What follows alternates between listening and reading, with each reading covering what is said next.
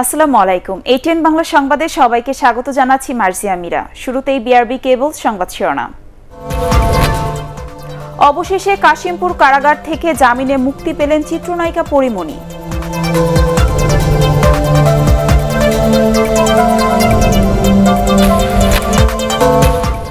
বিশেষ ক্ষমতা আইনের মামলায় লেফটেন্যান্ট কর্নেল শহীদ ও স্ত্রী ফারজানার 10 বছর কারাদণ্ড।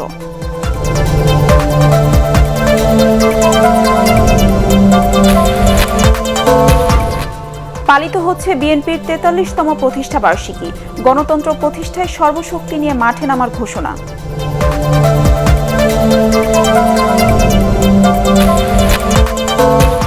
মেয়াদ পূর্ণ হওয়ার পরও টাকা ফেরত পাচ্ছেন না পদ্মা লাইফ ইন্স্যুরেন্সের গ্রাহকরা।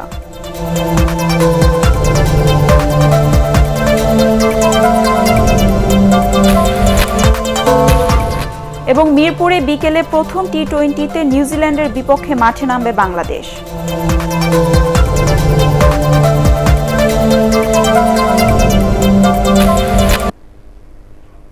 শুনছিলেন বিআরবি কেবল সংবাদ শিরোনাম। এবার বিস্তারিত।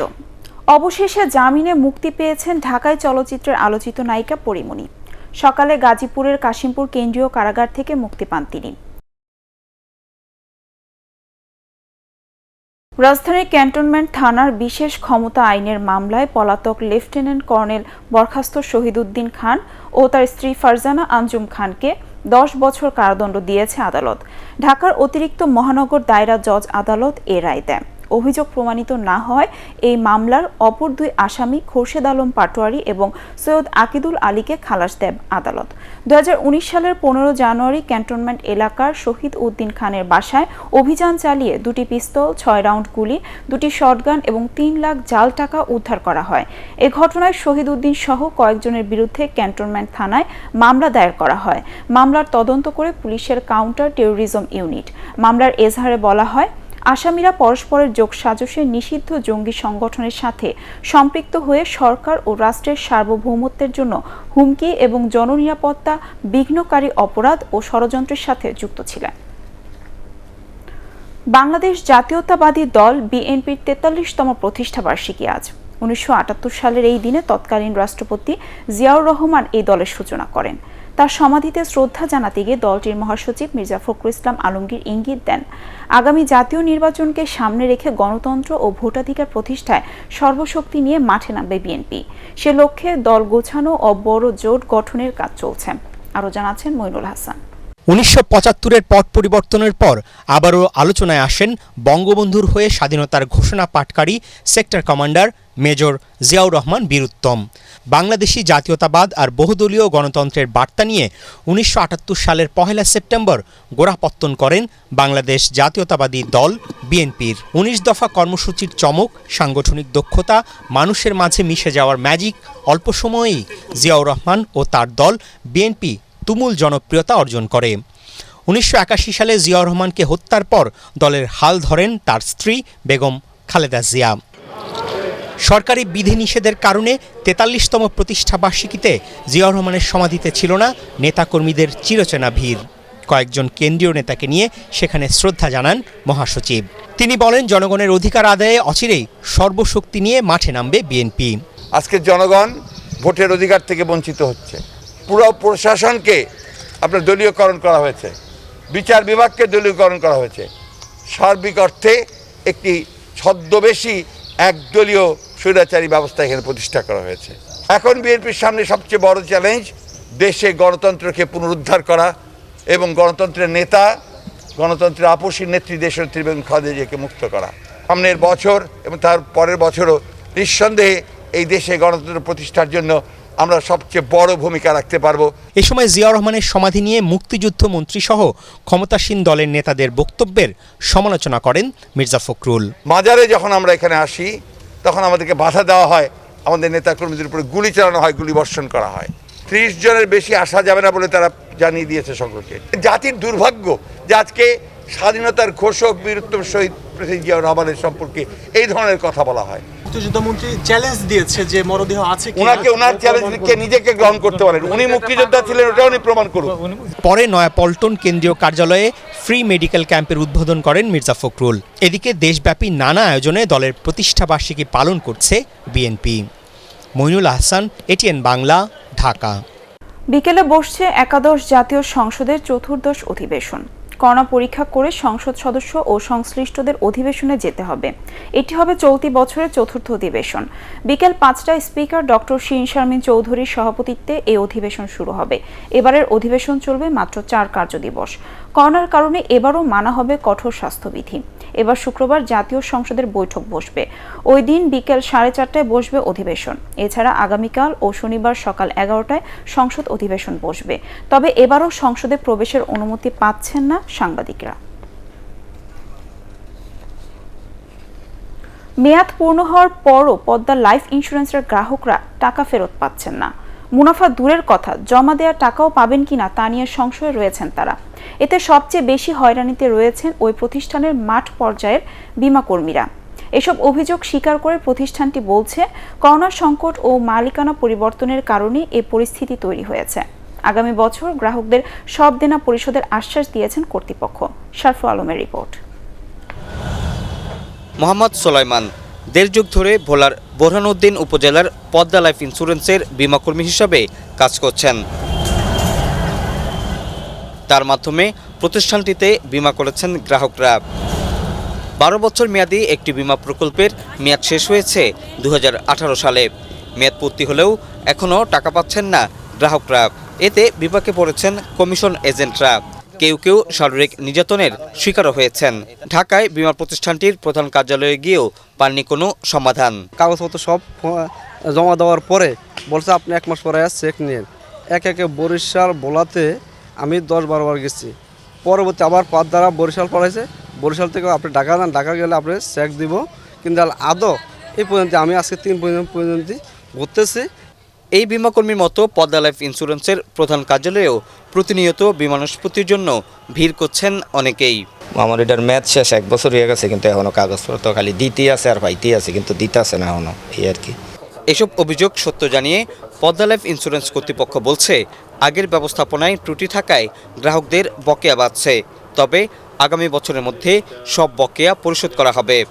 আগে যারা এখানে দায়িত্বে ছিলেন, পলিসি গ্রাহকদের কিছু জমানো পেন্ডিং ক্লেম আমাদের ছিল, ওই ব্যাকলগটা আমরা আস্তে আস্তে ক্লিয়ার করতেছি। যেগুলো আমাদের আগে পুরনো পেন্ডিং রয়ে গেছে এগুলো আমরা দিয়ে 2022 সালের মধ্যে আমরা একদম ক্লিয়ার হই। 2018 অক্টোবর এটা হ্যান্ডওভার হয়, তখন থেকে আমরা শত শত কোটি টাকা ক্লেম পেমেন্ট করছি। হয়রানি কমাতে দ্রুত সময়ের মধ্যে সব বকেয়া পরিশোধের দাবি জানিয়েছেন গ্রাহকরা। শরফুল আলম, এটিএন বাংলা, ঢাকা।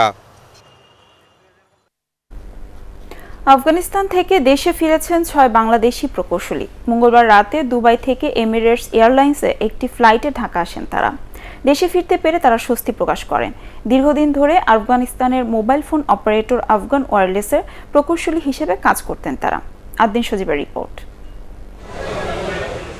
আফগানিস্তান থেকে আসছে বাবা, তাই এই ছোট্ট শিশুটির অপেক্ষা হযরত শাহজালাল আন্তর্জাতিক বিমানবন্দরে।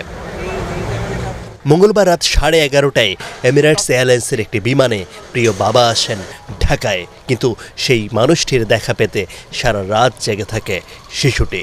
ভালো তো লাগাটা ছিল, কিন্তু এখন একটা বিরক্তির কারণ হয়ে দাঁড়িয়েছে। আসলে রাতের অন্ধকার কেটে ভোর হয়। আফগানিস্তান থেকে ফেরা প্রিয় মানুষগুলোর সঙ্গে কখন দেখা হয় সেই আশায় রাত কাটে স্বজনদের। 3-4 দিন থেকে জার্নিতে আছেন, আবার দেশে ফিরেও যদি এত ভোগান্তি হয় তাহলে যাব কোথায় আমরা? অবশেষে আসে সেই ক্ষণ। বুধবার সকাল 6:30টার দিকে বিমানবন্দর থেকে বেরিয়ে আসেন একে একে 6 জন। রাজীব ইসলাম, মোহাম্মদ কামরুজ্জামান, নজরুল ইসলাম, ইমরান হোসেন, আবু জাফর এবং ফরিদ উদ্দিন। প্রিয় মানুষগুলোকে দেখে যেন আধার কেটে যায়। দেশে ফিরতে যারা সহযোগিতা করেছেন তাদের প্রতি কৃতজ্ঞতা জানান তারা। লাস্ট 10-15 দিন খুব মারাত্মক একটু উদ্বিগ্নের মধ্যে ছিলাম, যেহেতু আমাদের পরিবার পরিজন আত্মীয় স্বজন যারা ছিল শুভাকাঙ্ক্ষীরা সবাই খুবই চিন্তার মধ্যে ছিল, এবং আমরা তো যেহেতু অন দ্য গ্রাউন্ডে ছিলাম, সিচুয়েশন খুবই অন্যরকম ছিল। বোমা বিস্ফোরণটা হলো, সেদিন আপনারা কোথায় ছিলেন এবং কি অবস্থায় ছিলেন? আসলে ওই দিন আমাদের একটা আসার একটা অ্যাটেম্প ছিল, তো আমরা যে গেট দিয়ে যাওয়ার কথা আসার কথা ওই গেটের আশেপাশে ছিলাম, কিন্তু আমরা 1 ঘন্টা বা 30 মিনিট আগে আমরা রিলোকেটেড হয়ে গেছি। একটা সরকার যখন পরিবর্তন হয়, দেশ কোনো সরকার নেই, কোনো কিছু নেই, একটা অঘটন ঘটলে কার কাছে আমরা বিচার চাইবো, নিরাপত্তা কার কাছে চাইবো, এই হচ্ছে অবস্থাটা। তো আমরা যথেষ্ট অত্যন্ত উদ্বিগ্নতার সাথে আমরা দিন কাটছি, খুব প্যানিক ছিলাম আমরা। আফগানিস্তান থেকে দেশে ফেরার অপেক্ষায় ছিলেন 15 বাংলাদেশি। তাদের মধ্যে 12 জন গত 28 আগস্ট 2 দফায় মার্কিন বিমান বাহিনীর সহায়তায় কাতার পৌঁছান। এর মধ্যে 6 প্রকৌশলী বাংলাদেশে এসেছেন, আর বাকি 3 জন আছেন কাবুলে। আদ্দিন সচিব, এটিএন বাংলা, ঢাকা। বন্যা আর নদী ভাঙনে চরম দুর্ভোগে রয়েছে নদী পাড়ের মানুষ। ভিটেমাটি হারিয়ে অর্ধাহারে অনাহারে কাটছে তাদের প্রতিটি দিন। জীবন রক্ষায় ত্রাণ নয়, নদী ভাঙন রোধে স্থায়ী সমাধানের দাবি জানিয়েছেন পানিবন্দী মানুষ। প্রতিনিধিদের তথ্যচিত্রের ভিত্তিতে রিপোর্ট করছেন জাহেদুল আলম। তিস্তার ভাঙনে দিশেহারা রংপুরের শত শত মানুষ। প্রতি বছর শুষ্ক মৌসুমে নদী ভাঙন আর বর্ষার পানিতে তলিয়ে যায় নদী পাড়ের ঘরবাড়ি। সহায়তা নয়, শুধুমাত্র পরিকল্পিত বেড়িবাঁধ নির্মাণের দাবি নদী তীরবর্তী এলাকার মানুষের। হাজার হাজার মন ধান আমাদের নষ্ট হয়ে চলে গেছে। কুড়িগ্রামে ধরলার পানি 13 সেন্টিমিটার ও ব্রহ্মপুত্র নদের পানি বিপদসীমার 42 সেন্টিমিটার উপর দিয়ে প্রবাহিত হচ্ছে। তলিয়ে গেছে জেলার 16,407 হেক্টর জমির রোপা আমন ও 270 হেক্টর সবজি ক্ষেত। 20,000 টাকা খরচ করে যে জমিটা লাগাইলাম, এটা আজকে 1 সপ্তাহ থেকে পানির নিচে পড়ে আছে। জামালপুরে যমুনার পানি বাহাদুরাবাদ ঘাট পয়েন্টে 14 সেন্টিমিটার বৃদ্ধি পেয়েছে। বেড়েছে অন্যান্য নদ নদীর পানিও। দেওয়ানগঞ্জ, মাদারগঞ্জ ও সরিষাবাড়ি উপজেলা সহ বিভিন্ন এলাকার অন্তত 40,000 মানুষ পানিবন্দী অবস্থায় রয়েছে। গরু ছাগল নিয়ে রাস্তা উঠছে, এখন রাস্তাও ডুবে যেতেছে, এখন আমরা আর কোথায় যাবো বলো। সিরাজগঞ্জে যমুনা নদীর পানি আরও বেড়েছে। গত 15 দিন যাবৎ জ্বালানি, খাবার, বিশুদ্ধ পানি ও গবাদি পশু নিয়ে বিপাকে বানভাসীরা। তবে ত্রাণ না পাওয়ার অভিযোগ করেছেন পানিবন্দী মানুষ। রাজবাড়িতে পদ্মার তাণ্ডবে ফেরিঘাট সহ বিলীনের পথে হাজারেরও বেশি বাড়িঘর। পরিস্থিতি মোকাবেলায় ভাঙন কবলিত এলাকায় জিও ব্যাগ ফেলার কাজ করছে প্রশাসন। তবে স্থানীয়দের অভিযোগ, নদী ভাঙন রোধে এসব শুধুই লোক দেখানো কার্যক্রম। সরকার এর কোনো ব্যবস্থাই করতেছে না। বিআইডব্লিউটিসির কর্মকর্তাদের বললে এরা বলে যে আমাদের হাতে বস্তা নাই। যখন ভাঙন শুরু হয় তখন কিন্তু বস্তা ঠিকই আইনে ফেলে। ফরিদপুরে বন্যা পরিস্থিতির আরও অবনতি হয়েছে। নতুন করে প্লাবিত হয়েছে অর্ধশতাধিক গ্রাম, সেই সাথে শুরু হয়েছে নদী ভাঙন। Bureau report, ATN Bangla. এবার জানাবো বাংলাদেশ নিউজিল্যান্ড সিরিজের খবর। 5 ম্যাচ সিরিজের প্রথম টি20তে বিকেলে মিরপুরে নিউজিল্যান্ডের বিপক্ষে মাঠে নামবে বাংলাদেশ। সিরিজ জয় ছাড়াও স্বাগতিকদের লক্ষ্য বিশ্বকাপের জন্য প্রস্তুতি নেওয়া। 1.5 মাস পর টি20 বিশ্বকাপের আগে দলের তরুণদের দক্ষতা দেখারও সুযোগ পাচ্ছেন বাংলাদেশের কোচিং স্টাফরা। অস্ট্রেলিয়াকে 4-1 ব্যবধানে হারানো মাহমুদুল্লাহ রিয়াদদের মিশন প্রথমবারের মতো নিউজিল্যান্ডের বিপক্ষে কোনো টি20 ম্যাচ জেতা। একই সাথে সিরিজও নিশ্চিত করার টার্গেট টাইগারদের। যদিও কিউইরা এই সিরিজকে ততটা গুরুত্ব দেয়নি। বিশ্বকাপের স্কোয়াডে থাকা ক্রিকেটারদের দেশে রেখে বাংলাদেশে এসেছে নিউজিল্যান্ড। কিউই অধিনায়ক টম ল্যাথাম সবশেষ টি20 ম্যাচ খেলেছেন 2.5 বছর আগে। শেরে বাংলা জাতীয় স্টেডিয়ামে বিকেল 4টায় শুরু হবে ম্যাচটি। টি20 বিশ্বকাপের দল থেকে নিজেকে সরিয়ে নিয়েছেন বাংলাদেশের ওয়ানডে অধিনায়ক তামিম ইকবাল। স্বেচ্ছায় এই সিদ্ধান্ত নিয়েছেন জাতীয় দলের এই তারকা ওপেনার। বিসিবি সভাপতি নাজমুল হাসান পাপনের সঙ্গে আলোচনা করে এই সিদ্ধান্ত নিয়েছেন বলে ফেসবুকে লাইভে জানান তামিম। ইনজুরি আমার মনে হয় না অত বড় সমস্যা, বিকজ আমি আশা করি যে ওয়ার্ল্ড কাপের আগে ঠিক হয়ে যাব। বাট যে জিনিসটা আমার কাছে মেইন জিনিসটা যেটা ট্রিক করেছে এই ডিসিশন নিতে, উইচ ওয়াজ যেহেতু আমি লাস্ট প্রায় 15-16টা টি20 খেলি নাই, প্লাস আমার জায়গায় যারা খেলছিল, আমার কাছে কোনোভাবেই মনে হয় না যেটা ফেয়ার হবে তাদের প্রতি। ক্লিয়ার করে দিই, আই এম নট রিটায়ারিং, আমি রিটায়ার করছি না। এবার জানাবো ইস্পাহানি শেয়ার বাজার সংবাদ।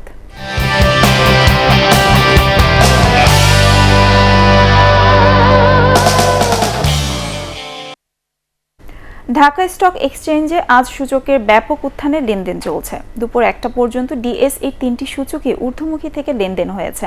এ সময় পর্যন্ত লেনদেন হয় 1,533 কোটি 44 লাখ টাকার শেয়ার ও মিউচুয়াল ফান্ডের ইউনিট। লেনদেন হওয়া কোম্পানিগুলোর মধ্যে দাম বাড়ে 210টি, কমে 120 এবং অপরিবর্তিত ছিল 43টি প্রতিষ্ঠানের শেয়ার দর। এদিকে উত্থানের বাজারে 5 কোম্পানির শেয়ার বিক্রেতা শূন্য হয়ে পড়ে। কোম্পানিগুলো হলো Mithun knitting, eastern insurance, Bangladesh national insurance, Tamizuddin textile এবং তাল্লু স্পিনিং মিলস। এবার আল আরাফ ইসলামী ব্যাংক অর্থ সংবাদ।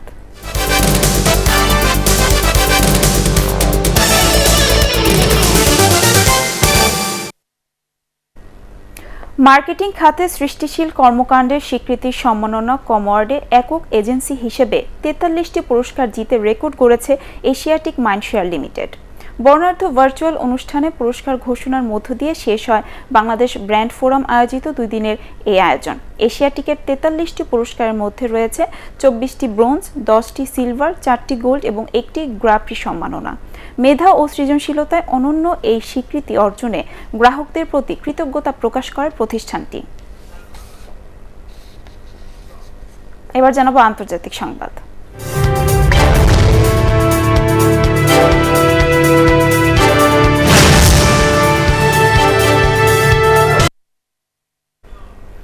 আফগানিস্তান থেকে যুক্তরাষ্ট্রের সেনা প্রত্যাহারের বিষয়ে তার অবস্থান সঠিক ছিল বলে দাবি করেছেন মার্কিন প্রেসিডেন্ট জো বাইডেন। হোয়াইট হাউসে জাতির উদ্দেশ্যে দেয়া বক্তৃতায় তিনি এ দাবি করেন। আমেরিকা কখনো বিশ্রাম নেবে না বলেও শত্রুদের হুঁশিয়ার করে দেন তিনি। জো বাইডেন বলেন, যারা যুক্তরাষ্ট্র ও তার মিত্রদের ক্ষতি করতে চায় তাদের আমেরিকা কখনো ভুলে যাবে না, এমনকি কখনো ক্ষমা করবে না বলেও সাফ জানিয়ে দেন তিনি। মার্কিন প্রেসিডেন্ট জানান, আফগান যুদ্ধের আনুষ্ঠানিক সমাপ্তি ঘটেছে। এবার পার্টিক্স খেলার খবর।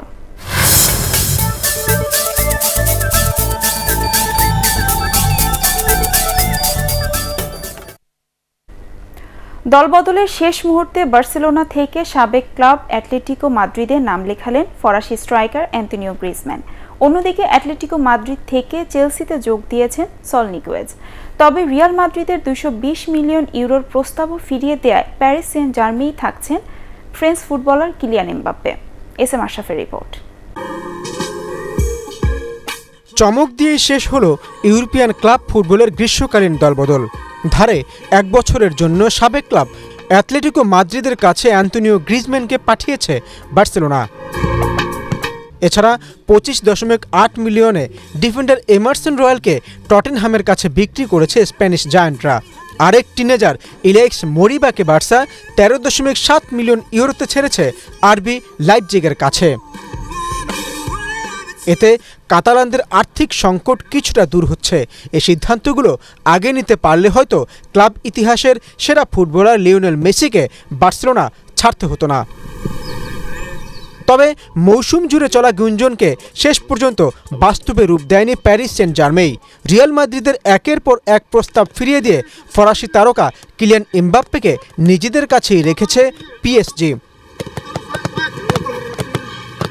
লস ব্লাঙ্কোরা 220 মিলিয়ন ইউরো দিয়েও চেয়েছিল বিশ্বকাপ জয়ী তারকাকে দলে পেতে। তাতে পিএসজি সন্তুষ্ট না হয় এখন জানুয়ারি পর্যন্ত ফ্রি ট্রান্সফারে তাকে পেতে অপেক্ষা করবে কার্লো আনচেলত্তির দল। দলবদলের শেষ দিন স্প্যানিশ তারকা সল নিগুয়েজকে অ্যাটলেটিকো মাদ্রিদ থেকে ধারে দলে ভিড়িয়ে তৃপ্তির ঢেকুর তুলেছে ইংলিশ ক্লাব চেলসি। শেষ দিন ম্যানচেস্টার সিটি ধারে বিভিন্ন ক্লাবে পাঠিয়েছে তাদের 6 ফুটবলারকে। এছাড়া আগেই নিশ্চিত হওয়া ক্রিস্টিয়ানো রোনালদোর সাথে আনুষ্ঠানিকভাবে চুক্তি করেছে ম্যানচেস্টার ইউনাইটেড। 2 বছরের চুক্তিতে পর্তুগিজ সুপারস্টারের জন্য 15 মিলিয়ন ইউরো খরচ করছে red ডেভিলরা।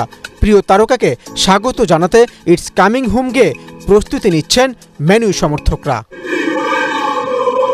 S M Ashraf, ATN Bangla.